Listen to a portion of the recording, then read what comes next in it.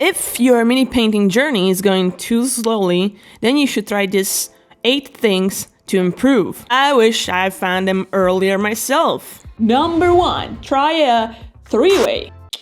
There are 3 main ways that you can go about highlighting and shading your model. You can go from dark to light, from light to dark, and from the middle tone, both in shadows and in highlight. I don't think there is a big difference in these types of approaches because it's more about what it's more comfortable for you. And maybe you're stuck with the same approach because someone told you this is the way, this is the right approach, this is what you should be using. And guess what? They're wrong, I think.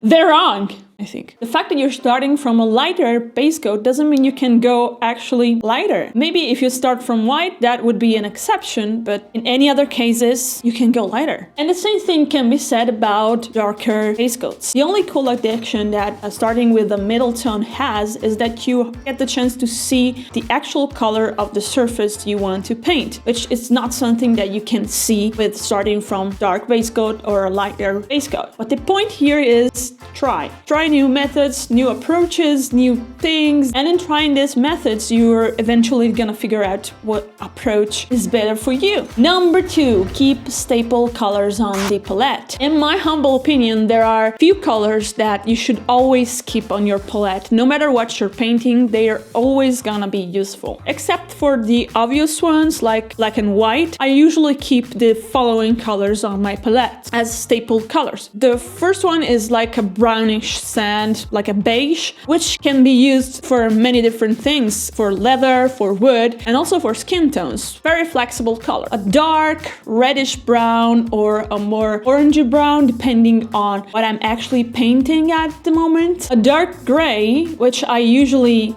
don't mix it myself because for me it's kind of hard to maintain a consistent gray tone while mixing it, so I'm just using the pots. Kill me for that. And finally, I always keep some ice yellow on my palette because it's a good color to highlight with and also to add saturation with. Does that make sense? You can start trying using these colors here and maybe change them around as you go and as you are more aware of what you actually like. Having a staple color palette I think is very useful and it gives me a sense of security and stability, which my mental health kind of needs at the moment. Number 3, choose a simple palette. Simple. I know.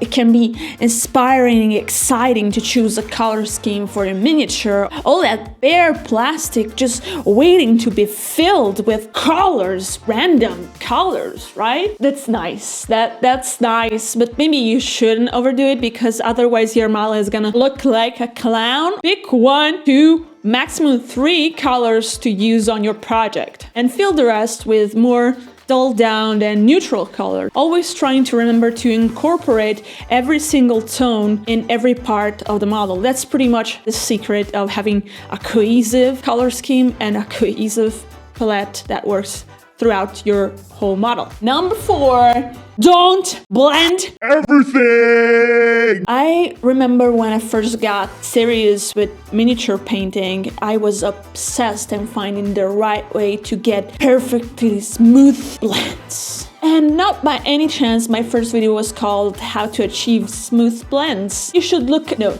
don't do it. It's cringe. Ew. Then I realized, wait a minute, if I look at this from here, I can really see the layers that much. I'll keep them like this. Oh my god, I'm a f***ing genius! With enough layers and enough contrast, you won't even notice the unblended layers. But Alice, I don't know where to place the highlights.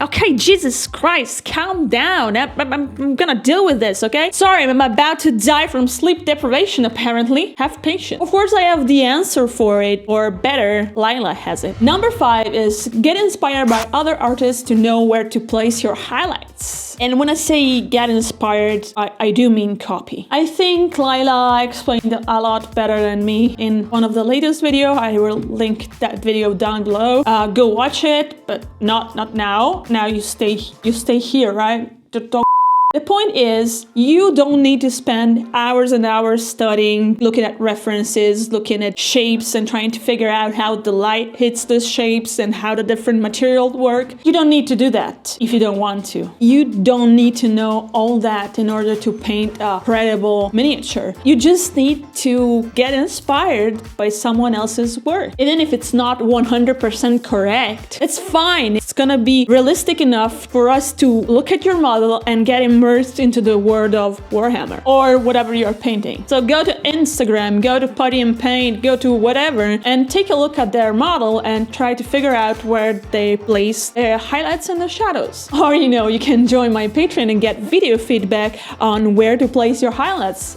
Link in the description. Number 6, focus on the main parts of the model. This might be a very unpopular opinion, which I never have those. But I don't really think that you need to paint 100% of your model for calling it done. Also, what's 100%? It's non-existent. You could keep going to the same model over and over and over and keep blending, keep adding stuff. You could do it forever, like a new form of punishment. It could potentially go on forever and ever. And ever, and ever, and ever. Instead of getting stuck into useless details or hyper-focusing on details and perfectionism, try to put all that focus back into one part of the model. And I bet that part is gonna be great. And no, this is not me being lazy and not wanting to finish a piece and pretending I painted it all so I can feel good about myself. In all seriousness now, really try to condition your brain into letting go of that useful stuff, those useful details, and focus on one main thing. If you do that, you'll see your army getting bigger and your skills improving. Number 7, add definition. When you look at your model, you go, man, that's probably because it lacks definition. And that's what washes are for, adding definition in a simple and easy way. And they must certainly do so, but the issue that I have with washes is that they kind of leave the surface very dirty, so you should try it differently. If you like a certain grimdark look, it's fine. Go with the wash, go with whatever. But if you're more lean towards a box art look and you don't want to take 100 years to paint your whole army, you might want to try these two things: black lining and matte and flat layers. I actually started to notice this years ago when I was 12. My sister had a schoolmate that painted miniatures, and I gave him, I think it was Grey Knights to paint, which he painted like ultramarines, which is heretic. The paint job was incredibly simple, but incredibly effective as well. Flat and matte colors, defined areas, and finally breaking up the monotony with some accent colors. This is a very smart way of painting. It's a way that really doesn't waste time and it looks very good. And finally, number 8, don't edge highlight everything. Okay, it's fair to say that edge highlights are those things that helps us define our model better. But I think sometimes, especially when beginners are involved, we might overdo it a little bit too much. Know what I mean? In reality, not every single edge of an object is highlight. Just take a look at this heavy metal space marine, and then take a look at this. As you can see, not every edge catches the light. I had a bad day, so I think I'm gonna go. I bet you haven't heard of these tips. Let me know down below, and maybe subscribe or unsubscribe, whatever.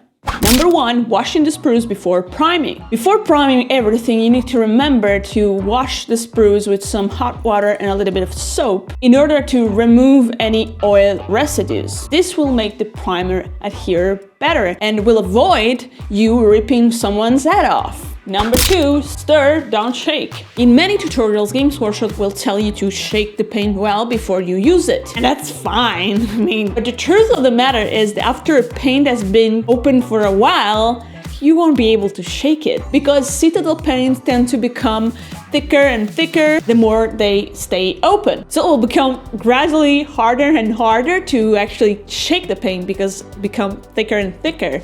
Use the back of the brush to stir the paint instead and put it on the palette. Unless, of course, you're using contrast paints. Number 3, pick up paint the right way. This is one of those things that seems easy, but it's not, especially if you just started out with painting miniatures. To pick up the paint in the correct way, you'll need to avoid pushing it towards the top part of the brush. And to avoid this, you'll need to dampen your brush into some water and then carefully moving it around into the paint. I'll also thin it down with the motion I am using on screen. And finally, roll the brush out to get rid of the excess paint. This is the very first motor skill you need to acquire in your miniature painting journey. But don't worry, it'll come naturally eventually. If you want to know more about how to pick up paint, I have a video just for that, so maybe watch that. Number 4, dry brushing the right way. Dry brushing is a technique where you use a very low quantity of paint and you rub it on your miniature and the paint will stay on the raised areas. Many times, Games Workshop stuff will tell you to pick up the paint and rub the excess off on the paper towel, but that's wrong. This way, your surface will look pretty chalky. You can instead tap the excess off on a wet sponge so you maintain that moisture. Of course, even here there are brands that produce this kind of brushes, but it's really not that hard to make your own. You just need some of this material I don't really know the name of, but it comes even in packages of miniatures and busts, and I think you can find it in any store. Number 5, use a wet palette. A wet palette is a palette that's designed to keep your paint moist by using a sponge, some water, and some parchment paper or baking paper. And since Games Workshop doesn't yet sell one, of course the big G doesn't really want you to know about that. There are plenty of different companies that produce wet palettes that you can use, but you can easily make your own without spending any money on it. You'll just need a Tupperware, a sponge, and some parchment paper or baking paper. If you found that these hacks might help you in your miniature painting journey, you should definitely subscribe to get more of the same content. And see you there, maybe. Right? In this video, I'm gonna show you 8 quick hacks, both for advanced painters and beginner painters, that will change your life. Start the timer. Number 1, when cutting mold lines, always cut towards yourself. It's actually safer because you have more control with the blade. And Guy from Midwinter Minis agrees. Use distilled water to thin your paints instead of the regular water. They come in little pots and you can put 1 drop on your palette and wet your brush in there to achieve the perfect dilution. A waste of plastic, you say? Nope, because we are compulsive accumulators and we'll keep these empty pots for future terrain projects. Number 3, use the back of your brush to pick up paints from pots instead of your good brush or having to pick an old one. Smart. Number 4, store your brushes upside down with a cap on so pigment particulates are gonna naturally fall downwards and not getting any near the ferrule that we don't want to. Okay, stop the timer. I don't actually do this because I lose the caps. Don't lose the caps. Number 5, use a lighter and some water to unclog your precision glue like the GW one. It works great and you'll feel like a true blacksmith. Make your own typus corrosion instead of buying them from GW. Mixing ink or even contrast paint with some matte medium and baking soda. And for oils, I suggest you to put them on a cardboard piece in order to get the excess oil out. Otherwise, you'll have kind of glossy result. Use a super glue activator in order to make your life way easier with resin and metal models. Hope they were useful video. Here if you want to watch more of this shit. And I'll see you in the next one. Bye. So you finally are able to find some hobby time for yourself. And you pick up an old project you were leaving aside for a special moment when you add the mental space for it. And as soon as you start painting, you notice something is wrong, but you have no idea what is that all about. Well, that's just one of the potential things that might ruin your painting experience. And most of the time you're not aware of it. So I'm gonna tell you how to fix those things. First up, we have picking your own color scheme. Yeah, it's cool to have a customized and personalized army. Yeah, sure. So it certainly makes us stand out in a crowd, right? Problem is, choosing our own color scheme? Not easy. Many skills and knowledge is involved to making this choice. So what do? you don't. Simply don't pick one. Just take inspiration from someone who knows what they're doing, who knows more than you about color theory and choosing the blah blah blah blah blah. Let me use a metaphor. Let's just say you want to customize and make more pleasant one of the rooms in your house, whether it's a hobby space or some other rooms. It's more than fair to say that you probably have the skill set to do the deed. Whether it's about applying wallpaper, painting your walls, building shelves, applying painting racks to the wall, other things, plants, and naked women posters on your wall, whatever, you probably know how to do it, but you don't know how to do it. That's why it's much easier to go online, research, and get inspiration and ideas from what other people's did. And that's why IKEA has their own showroom in their stores. They're saying, hey, we have these things, you can use it this way because it's cool. Because it's made by an interior design, it's someone who knows what they're talking about. They do this work for you so you can actually focus on the important things. If you attempt doing all that by yourself, you're probably gonna ruin the experience for you. Ouch. So don't.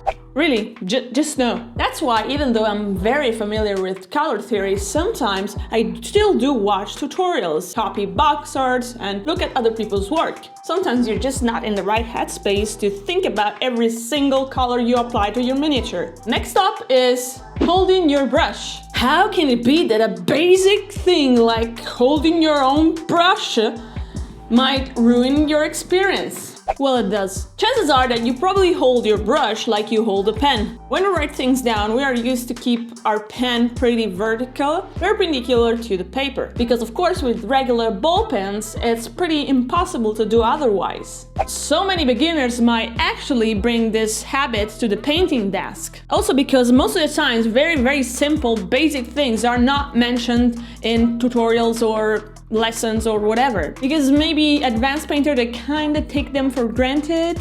We shouldn't. Holding your brush vertically, especially in the loading phase, doesn't allow you to properly feel the consistency of the paint itself. And also, it doesn't allow you to properly move around the brush in order to mix it and get the right consistency. Also, you'll fuck up your brush as well. Holding it like this instead, it allows you to better move a paint around with your brush and also to unload the excess paint by rolling the brush on your hand or on a paper towel. Next up is the worst thing ever. I mentioned at the beginning of the video that sometimes you go back to an old project just to be met with particle, texture, and weird shit. This happened to me an impossible amount of times. And what causes it?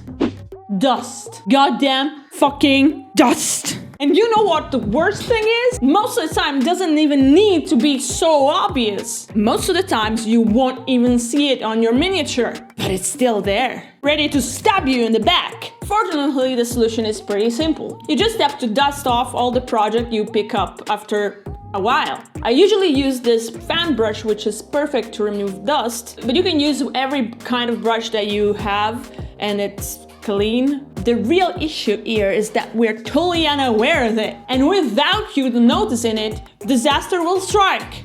Using dry colors on wet palettes. Wet palettes are great, right? They keep the paint moist and fresh and wet forever and ever, right? Personally, I do think they're a little bit overestimated. Yeah, I guess they are okay. Sometimes ceramic palettes are way better in so many ways. If you don't know what a ceramic palette is, go check out this video. But sure, wet palette, it's surely an upgrade from the plastic surface that you put the color in and 12 seconds later it's dry. But surely they're not perfect whatsoever. They're able to keep the paint moist for the whole painting session, that's good, but the next day the paint is gonna be dry and you're gonna be tempted just picking up the paint and use it. You just add a little bit of medium or a little bit of water to the paint. It's no big deal to revive a little bit of paint. What do you think it's gonna happen? This is actually a big problem because dry paint is really hard to manage. It's not impossible to reactivate dry paint, but it's quite hard. And why would you do it anyway? The risks are way too many, it's just not worth it. If you don't want to waste your paint because you're a little bit cheap like me, you might just want to get the amount on your wet palette that you know you're gonna use in that painting session and not waste any paint. And because the next day, the paint will be dry. And finally, we have using advanced techniques. Yeah, I admit you probably heard of this before. Trying new techniques is so tempting because wow, they're cool. NMM, OSL, wow. Why wouldn't you want to try them? But in this case, I'm not just talking about NMM or OSL techniques. I'm talking about blending techniques that you're probably not ready to apply. For example, how do you expect to understand how to get glazing consistency when you're not yet able to get the right consistency to apply one opaque layer? How can you manage to do some wet blending or feathering if you haven't yet mastered some brush skills that go with these techniques? You won't, and this in the long run will become a burden. It's gonna be hard to bear. Don't neglect the basics. Start from the basics. Be clean, be precise, and create something that's readable first before tackling all the other stuff that's gonna mess you up. Really. Having said that, many other issues might emerge even if you're not a beginner. Issues that I try to solve in this video, so go to check it out, and I see you there. Whether you got hooked by playing the games, Age of Sigmar, 40k, or by the painting side of the hobby, your hobby has to get done. That's why in this video I want to tell you about some pivotal beginner skills no one is talking about in order to help you in your Warhammer journey. This will suit both players who want to get rid of their army load in order to play, and painters who want to improve and enjoy the painting process more. Number 1, picking up paint. Okay, it seems like Come on, Alice, I know how to pick up paint. You just put the paintbrush in the color and then put the color and the miniature in the middle. Well, trust me, you don't. 60% I'm quite sure that if you started just recently painting miniatures and doing the hobby, you don't have this skill yet. And why don't you have it? Well, because no one is teaching you to. But me, this skill will require a little bit of practice. And the thing is, it's a skill that it's not taught in depth. It's just mentioned like something casual. Where for me, it's pretty important to teach to someone who's just picking up the brush now. The first thing you have to acknowledge is that your paint has to go on the tip. That means 1/4 of the brush, so the color doesn't go too up in the bristles. To pick up the color, you put the tip into the color and you slightly move it around. So this is the pivotal part that everybody is missing out on, and I will try to describe it as in depth that I can. In order to make that movement, that rolling movement, I'm gonna explain in a sec, you're gonna hold your brush between your index finger and your thumb, pretty much like you were holding a chopstick. And exactly like you see on screen, you're gonna let your fingers be guided by the roundness of the brush and just roll it between your index and thumb. Now that we have clear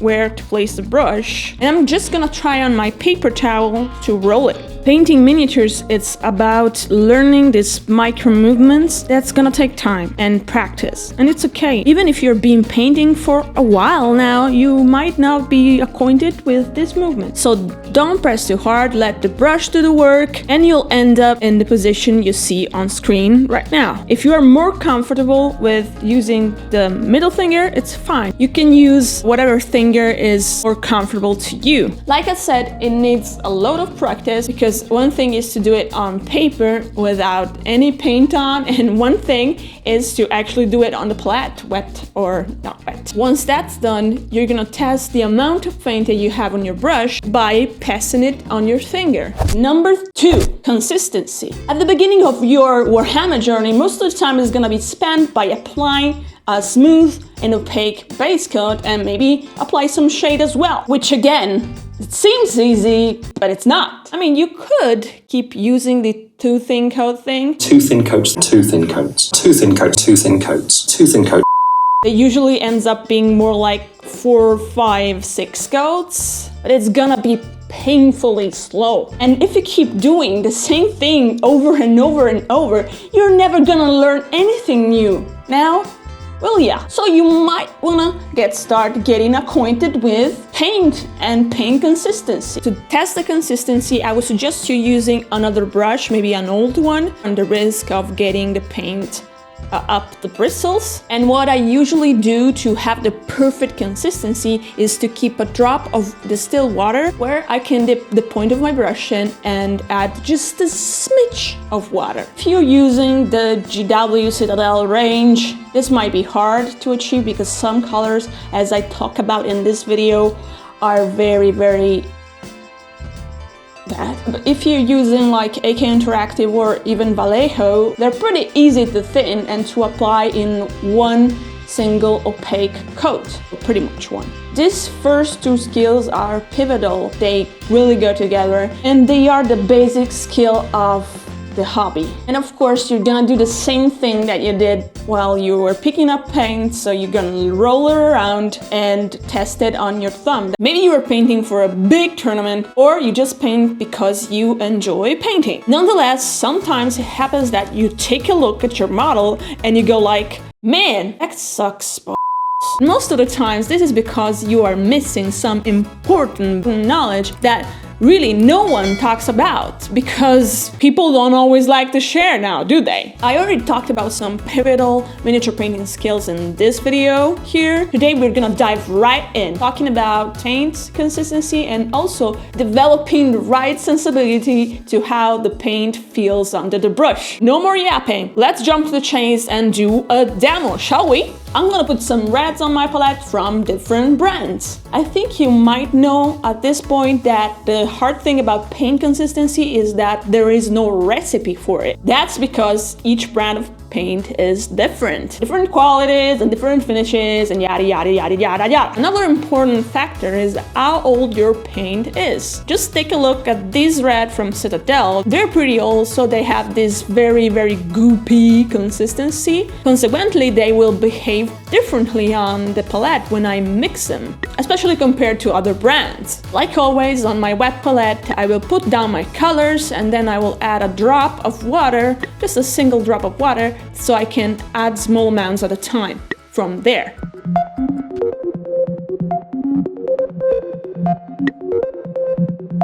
The main goal of this exercise is, like I said before, developing a feel to the paint consistency. It's very fascinating and interesting to see how our brain learns new things. Every time we develop a new skill, it's like we're adding a filter on how we see and perceive reality. So at the beginning, you might not feel the difference between the paint straight out of the pot and a layer consistency paint. But the more you'll train, by focusing on this exercise every time you put down a color on your palette, you will learn to understand this difference no matter how small it is. Moreover, using different brands will allow you to test how the various formulas feel. Some brands are more thinned out, like for example, Vallejo Game Color. Others are more thick, like Scale 75 Artist Line, and they need more water. And some others, they're pretty much perfect the way they are. And that's AK Interactive, of course. And the final mix has to flow smoothly, without taking into consideration how much water did you add, because some brands are, well, better. And here you can clearly see the difference between when the paint runs smoothly and when it doesn't, because it creates this weird streaks. So be aware of those as a sign that your paint isn't thinned out enough. In time, you will develop the motor skills and sensibility to know quicker and quicker how the perfectly diluted paint feels under the brush. And this will allow you to start applying opaque base coats that will save you a lot of time. No thin coats, because Duncan in particular. Finally, I dare to say that miniature painting takes a bit of time and practice, at least at the beginning. And there are no good ways to cut corners. It's just time invested. There is one more pivotal skill that I want to share with you all, but there is no more time, so I guess you'll have to subscribe. See what I did there? You finally learned how to apply a smooth base coat to your miniatures, just so you can go and cringe looking at your miniature. But wait, there is hope yet. The one, the king, the honorably named liquid talent, the wash. A stupidly easy way to give contrast and definition to your miniatures. No more problems, right? After a while, you start noticing little stuff that you don't really like about washes. Does that mean you have to give up on washes altogether? No, of course not. Because today we're gonna figure out together the best absolute way to apply washes. The final beginner-friendly way. But first, let's talk about Today I'm gonna be focusing on acrylic washes. So throw the oil washes aside for a sec. Well, yeah, I personally used things like Agrax Airshade or Null Oil for a very brief time of my life. Because I think that washes themselves are kinda dead, and I talk about it in this video here if you wanna watch it later.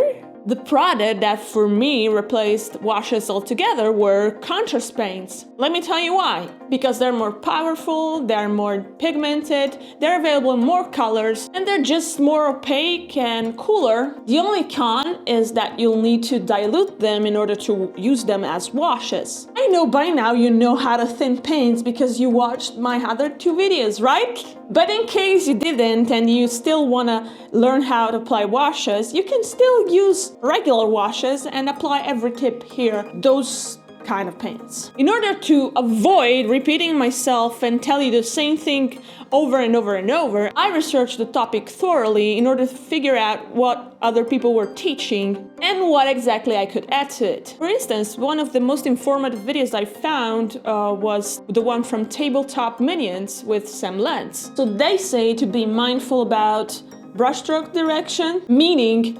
directing the paint towards the shadow areas, and also to work in small areas at the time and not to slap on a bunch of wash in the same and that's super good advice. I couldn't agree more with these tips, but the issue that I have with these types of videos is that they tend not to talk about and not to show the applications on different surfaces, which is kind of pivotal. In fact, it's as easy to apply a wash on a texture surface, like for example these orcs armor, as it is art to apply it on more smooth surfaces or, you know, flat surfaces. So come along, vieni con me, and let's test together different wash application techniques and figure out which one works for each type of surface. I will test the application of the washes on 2 types of model. One will be more textured and the other one will have more flat areas. This will be respectively orcs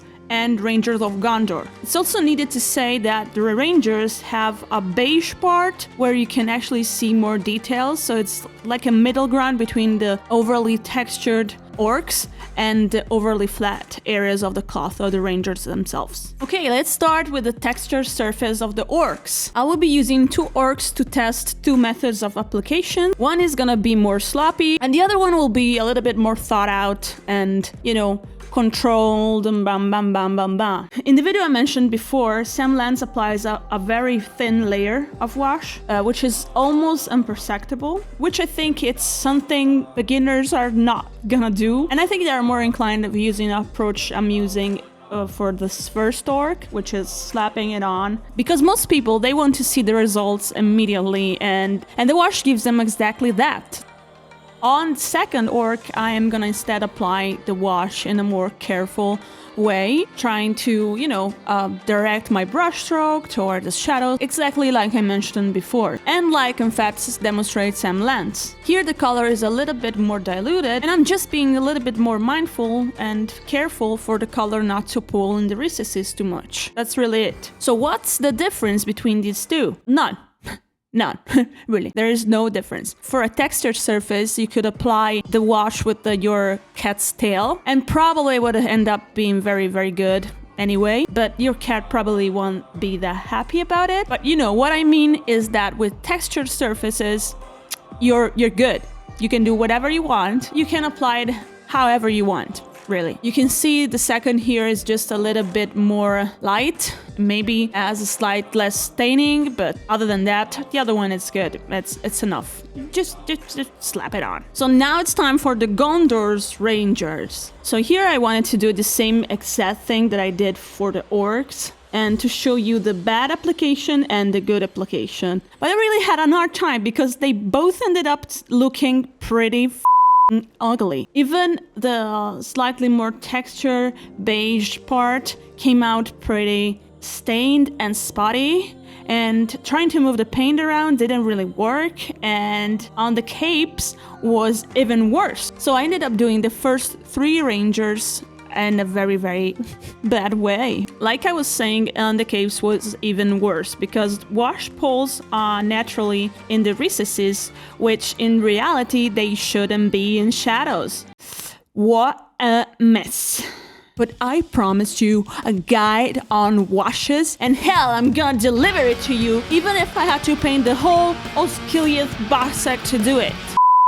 So I took other 3 rangers, this time being mindful of using 3 different dilution on the 3 different models. So I painted 1 extra thin, 1 in the middle ground, and 1 on the heavy wash. I wanted to show you that you can achieve good results no matter the dilution you are using, as long as you're being mindful of what you're doing and as long as you're being quick and careful. So starting with the middle ground, I diluted a little bit of snakebite leather contrast paint. I move it around very quickly. I try not to make it pull. The movement of the brush is pretty important. You have to be fast here. And to avoid pulling, like I said before, wick off the excess paint on your brush, and with a clean one, just tap on the extra paint in order to the pool to disappear without leaving that nasty stain. Now for the heavier, even though I'm using less diluted paint and a more loaded brush, I can still avoid staining and pulling if I work quickly and if I can move my brush around quickly and decisively. And finally, with the lighter and thinner application, to be honest, I have to be even more careful because on the first 3 rangers where I tried this technique with thin wash, I did risk to create streaks and bad staining because I dragged the paint. I don't know exactly why, but here I'm being even more careful to move the paint around and to be quick and precise. And I think this method of applying thinner coats could benefit from 2 coats. My conclusion to this is that no matter what, you can apply a good wash in any dilution as long as you, 1, careful about the pooling, 2, quick with a brush, 3, confident with a brush, and 4, give it a little bit of time, because this, at the end of the day, is a skill and you will train it and you will become more confident and better at it the more you practice it. But Alice, what about the capes? Well, no matter how you paint them with washes, they're gonna suck. Simply because washes tend to follow the rules of gravity and pull in the recesses, which, like I mentioned before, is not a shadow area in reality. So how should you paint them then? My suggestion is doing quick highlights where the value is slightly higher than your base color, and you just go and highlight the raised areas and the recesses of the capes, like I'm showing here on screen. Pretty simple. And the other thing that I learned through time that I want to share with you before I f*** off is never retouch a washed surface because it's gonna suck. Just repaint the base coat over that if you're not happy with it. I have other 2 videos in this playlist. You can check it out here. I think they're very, very important and pivotal for beginners, and they're not discussed enough. So I'll spread the knowledge that came from me. Well, not really. I have a kind of low self-esteem. It's hard to talk about it.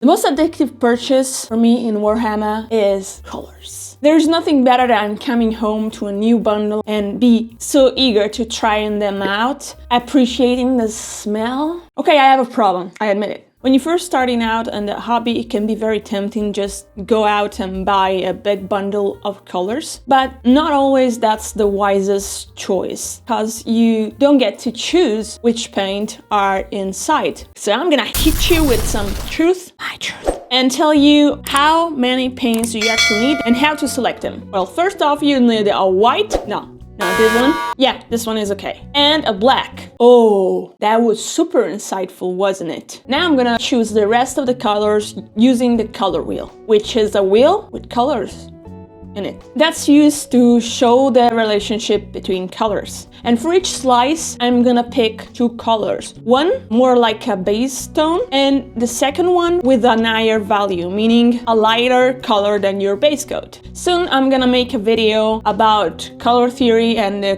whole color wheel, so stay tuned for that. So why am I doing this? Why am I doing this way? Because first off, you will start looking at the color wheel, which is the starting point to get acquainted with colors and how they work, thus being able to paint color meaningful miniatures. And maybe you're thinking, What the hell is she doing? Why is she putting 2 colors per slice? You have already one, you can add white. yes, of course, you can do it. You can do it. You can do whatever you want. You can add your coffee, paint with your cat hair, whatever you want. I would suggest to pick always a lighter tone for each color you want to paint, because if you always add white to create your highlight color, what's gonna happen is that the white is gonna desaturate the color, meaning it will be more grayish, more dull, less bright. That's why I think it's important to pick 2 with one lighter and one darker. In this way, you get to choose if you want to have bright color, a bright highlight, or if you want a more dull looking, very grim dark, If you have a higher value color, you get to choose. If you don't get to choose. By having 2 colors, you have the option, you have the freedom, and that's what we want, right? Freedom. You don't have to stick perfectly to every single color of the color wheel. If you don't like one color, or if you don't think that you have use for that color, just skip it. You don't have to buy all this, you know? That's perfectly fine. The only exception to this rule is for red and orange, because from these 2 I will actually pick 4 colors for my browns and other extra 2 colors from red to create my skin tone. And from this you realize that you can actually use browns to paint skin tones as well. I will try to put all the names of the colors that I picked down in the description.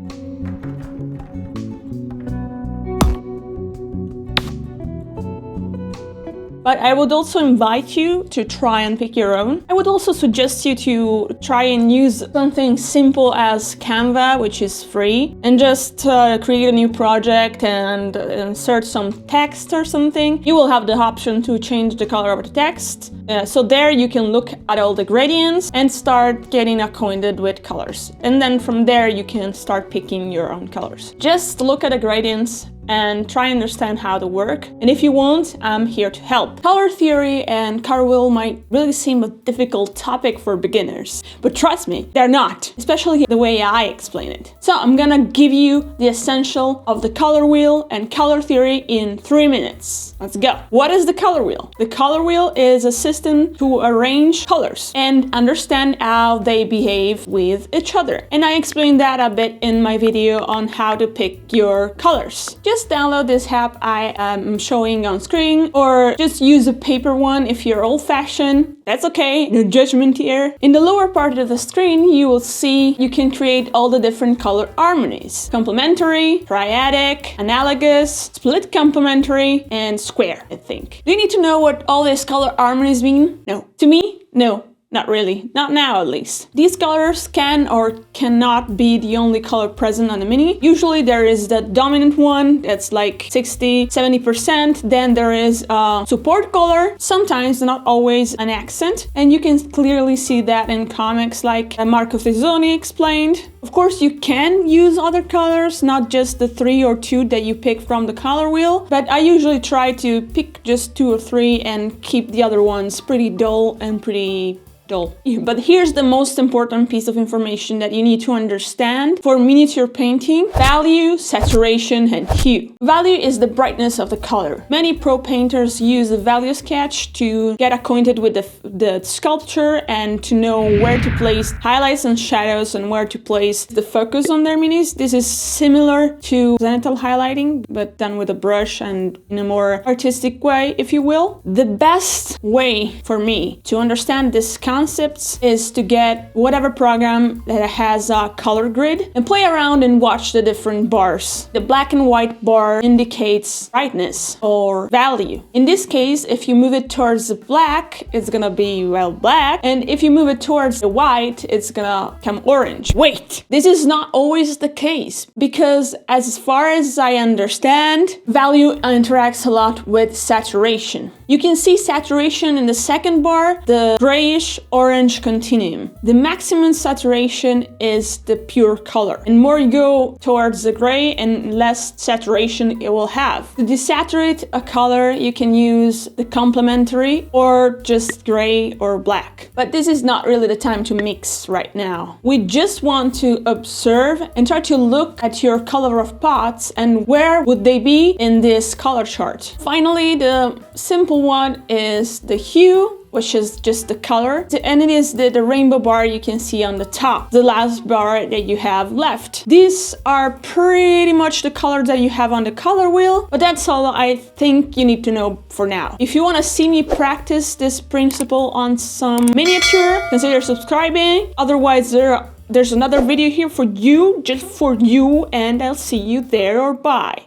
Meow. Today I'm gonna show you how pro painters actually achieve good blends in matters of minutes. The first phase is gonna be the pale gray application. And here, like for all my power swords, I will use parallel line to paint this pale gray into the base coat. Just a couple of layers will perfectly do. I'm gonna apply a layer of that middle tone gray in the edge between my pale gray and my black base coat. What we're gonna do right next to the application of this neutral gray is feather out the edges in the part of the pale gray, just in the part of the pale gray. Here you need to be kind of fast because you know acrylics tend to go dry pretty fast, so you're gonna apply the color with a clean brush. You feather out the edges of the pale gray. Next, you can apply this dark gray between the edges of the neutral gray and the black, and then feather it out in both directions. And boom, you're done. You can choose to reinforce a little bit the highlights and the shadows, but you can keep it like that. Does it ever happen to you that you look at your freshly based and painted miniature and you go,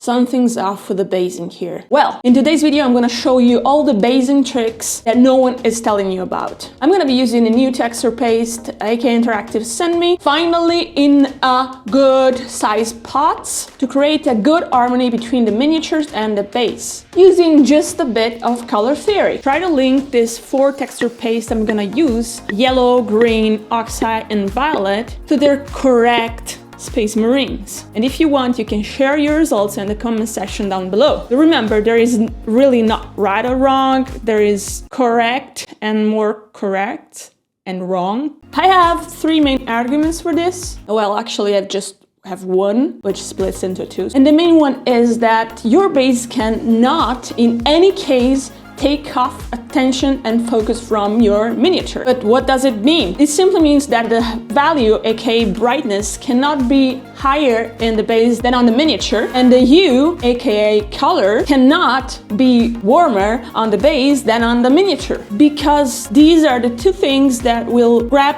the attention of your miniatures towards your base, and you don't want that, do you? Does that mean that you have to throw out your freshly bought texture paste that you purchased from the link down below?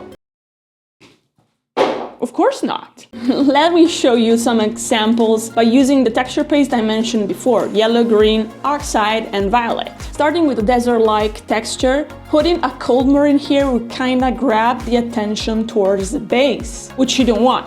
What would I do is to put a neutral marine on this, like white, grayish, or black. In this case, I picked Sons of Phoenix because of their purple accent that complements the yellow. Because yellow and purple are complementary colors, which means they sit in opposite side of the color wheel. Even though I'm using a pretty neutral color, I still want to dull down that yellow saturation a bit. And in order to do that, I'm going to be using these amazing new products from AK Interactive. They're enamel liquid pigments. I'm going to put the link in the description. Unfortunately, they are not paying me to say this. This enamel wash won't just dull down my yellow, but it will also give that pigment effects you get from powder pigments, which is so cool. Moving on to the greenish texture paste, I'm gonna be using that for my blood angels. This is because green is a cold color and red is a warm color. And plus, they are also complementary colors. Still, this green being very, very saturated, I will still be using a wash to dull it down.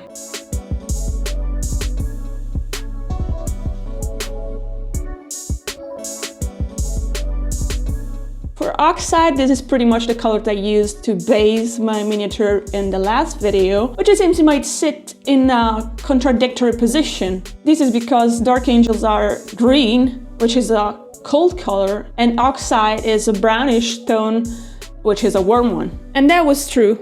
But in that case, I used very dark pigments and I pushed a lot the value, aka the brightness on my Space Marine, so it's okay. But anyway, in this case, I'm gonna be using a Salamander, which has a warm yellow component that it's gonna steal away the tension away from the oxide. For this pretty desaturated, aka grayish violet, I'm gonna be using Imperial Fist because they're yellow and they're complemented by the violet base. Even though this kind of violet, it's more on the bluish side, but I think it's gonna work out anyway. Psst, check out this video on color theory if you wanna know more.